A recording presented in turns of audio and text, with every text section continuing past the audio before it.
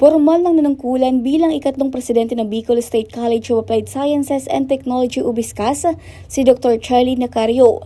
Sa pamamagitan niya ng isinagawang investiture ceremony sa Forte Sports Complex, Capital Complex, Kalampili, Camarines Sur.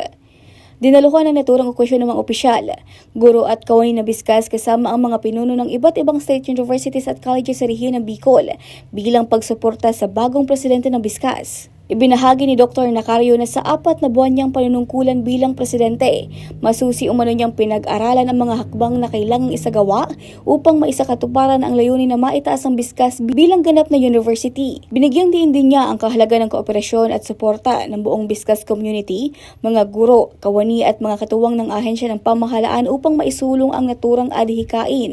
Well, I'm very happy because finally I officially installed as the third BISCAS president, and I'm hopeful that business community will work with me together and the entire stakeholder, including the province of Camarines for the leadership of Governor Elrea. Inaasahan din niya na sa loob ng susunod na 2 hanggang 3 taon ay maisa sa katuparan na ang pagiging ganap na Universidad ng BISCAS. 2021 ang maisabatas ang isang panukalang magko-convert sa BISCAS patungong Southeast Asian University of Technology na ang may akda ay si Noy Camonesor 2nd District Congressman at ngayon ay si Governor Elrea Villafuerte. Was able to environmentally scan what are the deficiencies and inadequacies why BISCAS still failed for the last 5 years to comply with the requirements. Now that we know the benchmark, we know the baseline, we know what to do, we know what innovation and intervention we should comply, we are hopeful that in the next 2 or 3 years we'll be able to make BISCAS a full-fledged university.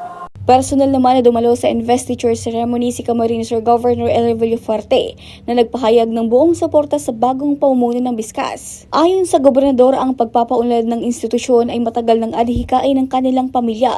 Matatandaan ang kanyang ama na si dating Governor Luis Villafuerte ang nanguna sa pag-akda ng batas upang maitatag ang BISCAS bilang isang state college, habang siya naman ang nanguna sa mga hakbang upang maisulong ang pagiging ganap nitong universidad.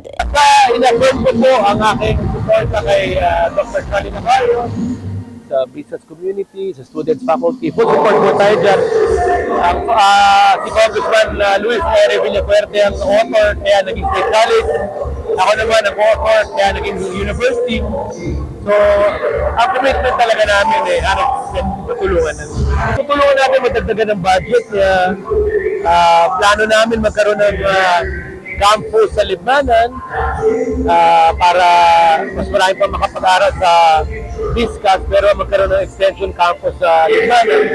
So marami tayong plano na makikipagtulungan tayo kay Dr. Charles. Sa ilalim na naturang batas, inaasahan na mas marami pang kurso ang maiaalok ng higher education institution na magpapalakas pa ng kapabilidad ng mga kabataang Camarines.